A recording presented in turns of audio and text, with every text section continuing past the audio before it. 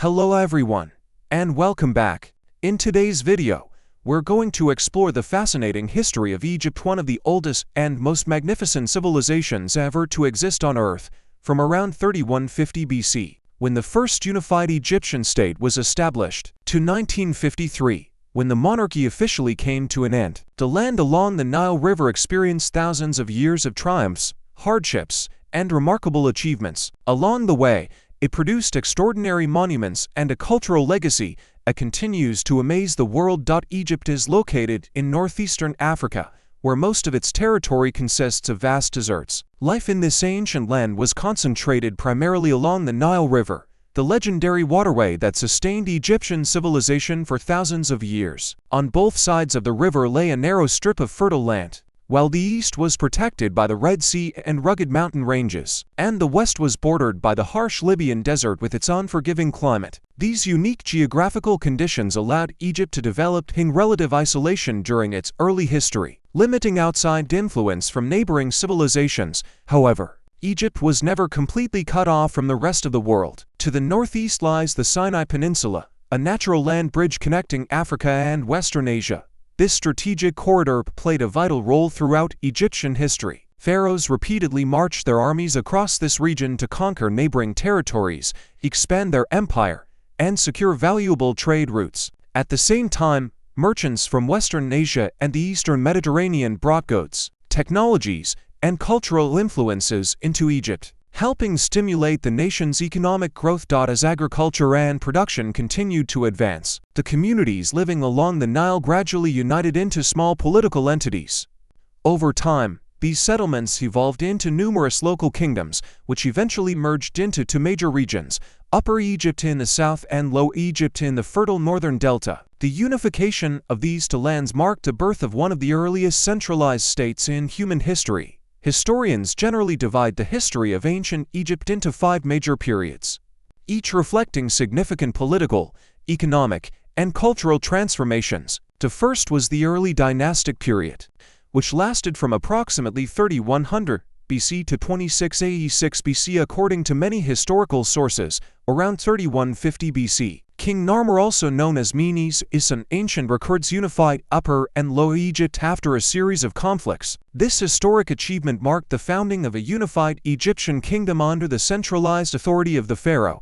After unifying the country, Narmer is believed to have chosen Memphis as the center of his rule. The city quickly became Egypt's most important political, economic, and religious capital for centuries. Thanks to its strategic location near the boundary between Upper and Lower Egypt, Memphis flourished as a major commercial hub and the administrative heart of the kingdom. Throughout the First Dynasty, approximately 7 to 9 kings ruled Egypt over nearly 3 centuries.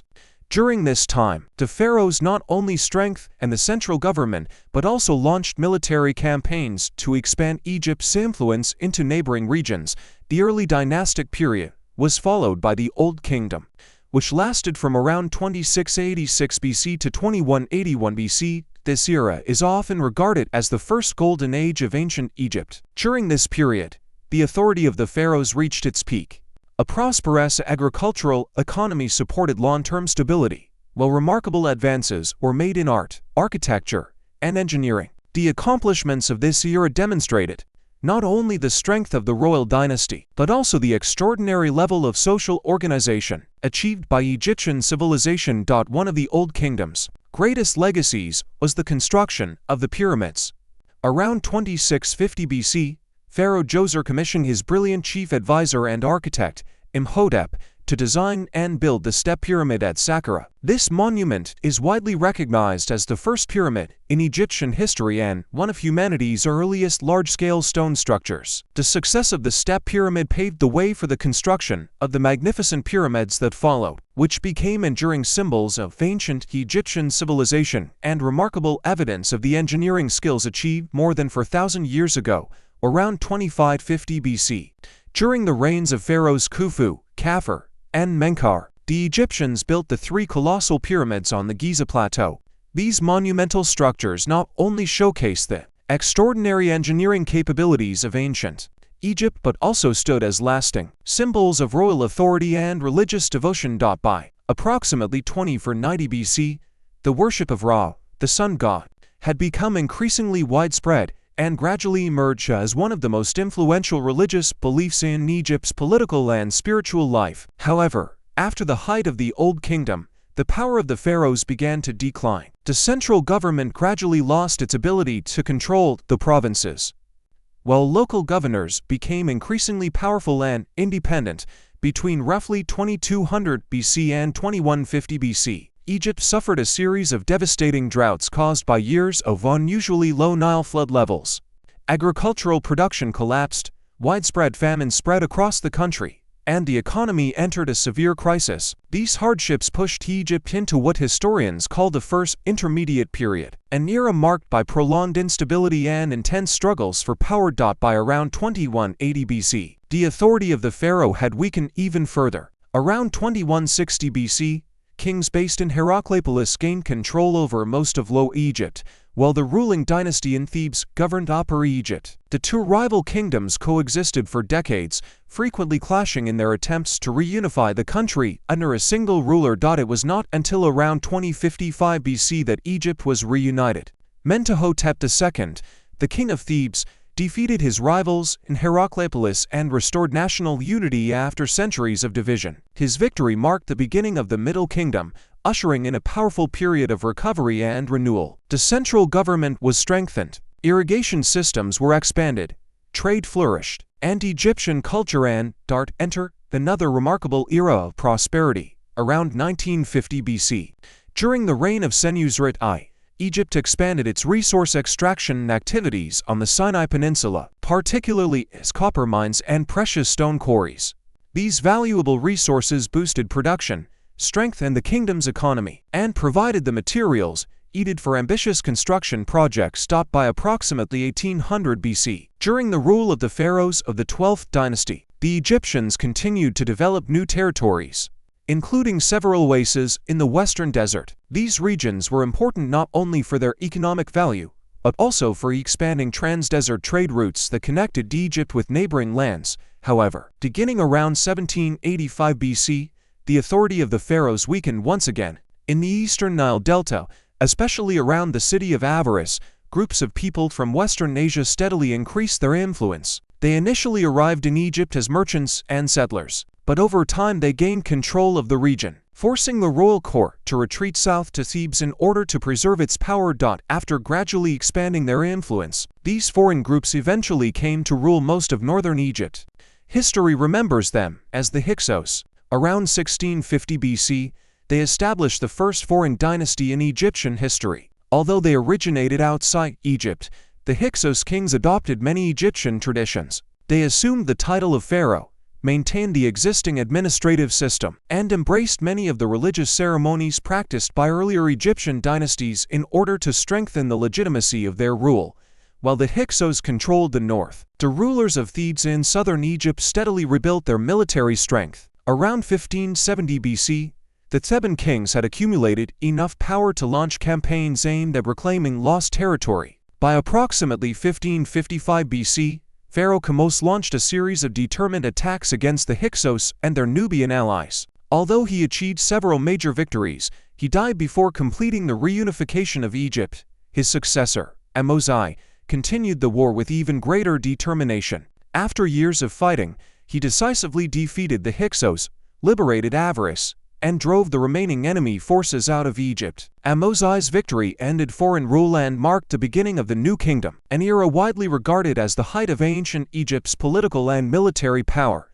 During the New Kingdom, the pharaohs reorganized the military, built a powerful chariot force, strengthened Egypt's borders, and expanded their influence far beyond the Nile Valley. Diplomatic and commercial relations with major powers such as Mitanni, Assyria, and numerous kingdoms throughout the Near East flourished, transforming Egypt into one of the region's greatest empires.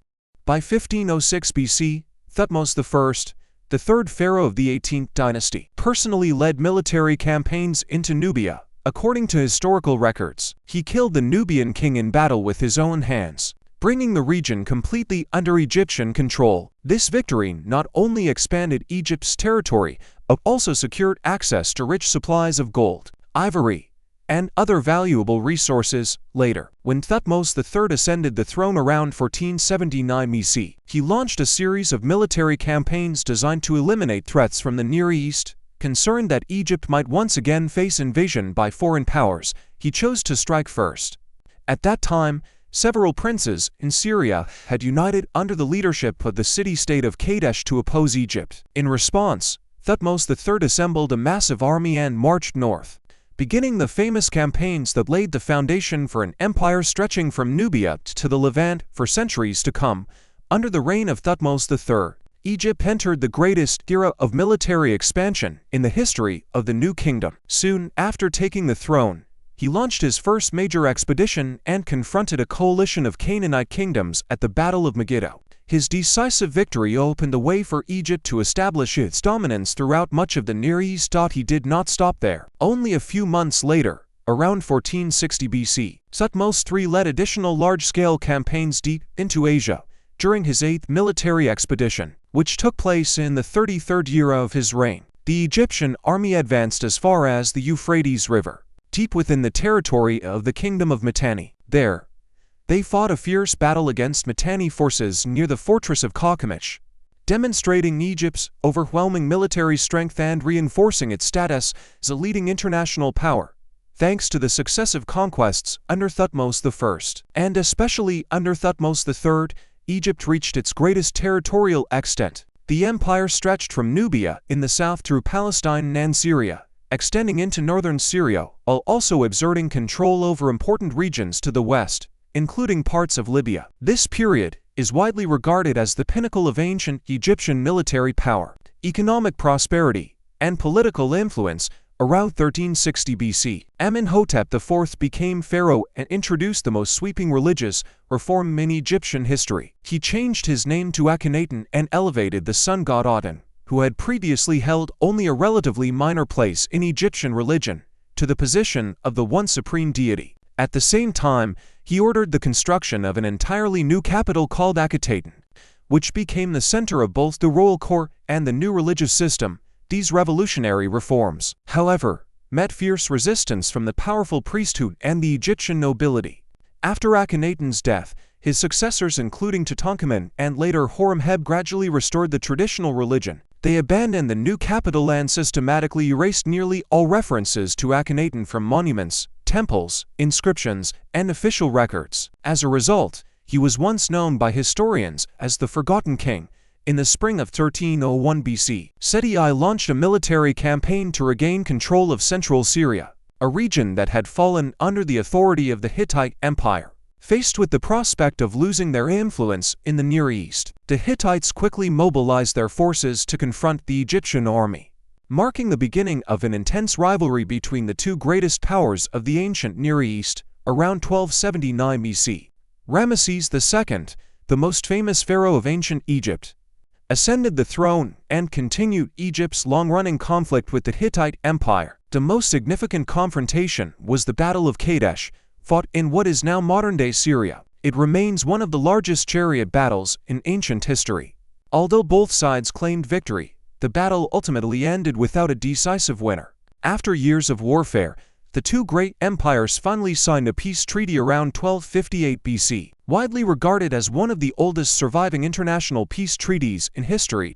By around 1220 BC, Egypt's immense wealth and prosperity had once again made it a prime target for foreign invasions. Libyan tribes from the west repeatedly launched raids into Egyptian territory, while mysterious groups of warriors known as the Sea Peoples emerged from the Mediterranean, attacking many of the great civilizations of the Late Bronze Age. These growing threats placed enormous pressure on the Egyptian Empire, signaling that its golden age was gradually coming to an end and ushering in a new era of political instability along the Nile.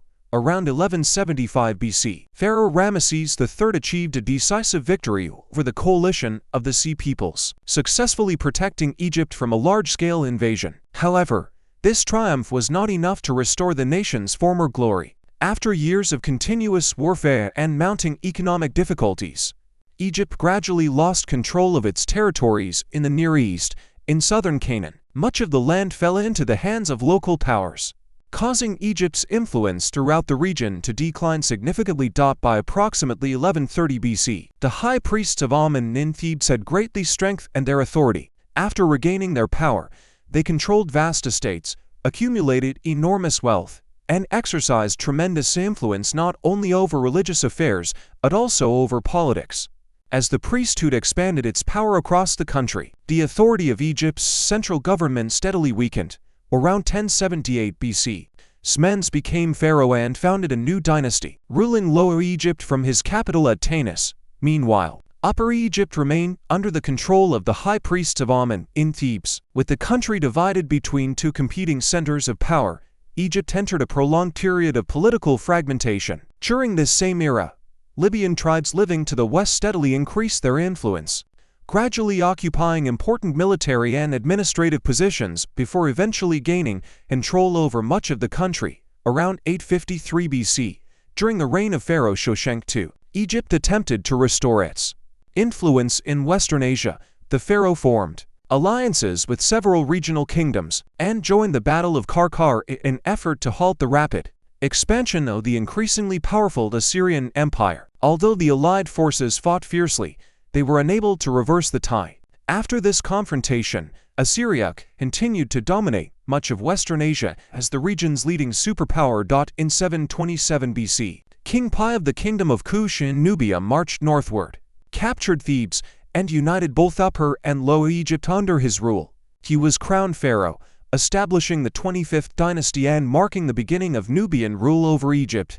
Shortly afterward, around 720 BC, Pi dispatched his army to support uprisings against Assyria in Philistia and Gaza. However, his forces were defeated by Sargon II, the powerful king of the Assyrian Empire, and the rebellions were swiftly crushed. By 711 BC, Pi once again backed a coalition of Levantan kingdoms in another revolt against Assyria. Despite determined efforts, the campaign failed to achieve its objectives. Following a series of setbacks, the Kushite pharaohs abandoned their ambitions of expanding into the Near East and instead focused on defending Egypt itself. As the 7th century BC began, Egypt became the focus of intense rivalry among several rising powers. The Assyrian Empire repeatedly launched military campaigns from the east, while Nubian rulers sought to preserve their own influence over the region. Decades of warfare left Egypt divided, devastated, and caught in an ongoing struggle for power involving both domestic factions and foreign empires. That concludes today's episode. In the next installment, we will continue exploring the dramatic history of ancient Egypt, from the Assyrian invasions to the rise of new empires that would permanently reshape the civilization of the Nile Valley. If you found this video informative, please leave a comment below and let us know which period of ancient Egyptian history you find the most fascinating. Don't forget to like, share, and subscribe to the channel so you can join us on more exciting journeys through history. Thank you for watching, and we'll see you in the next video.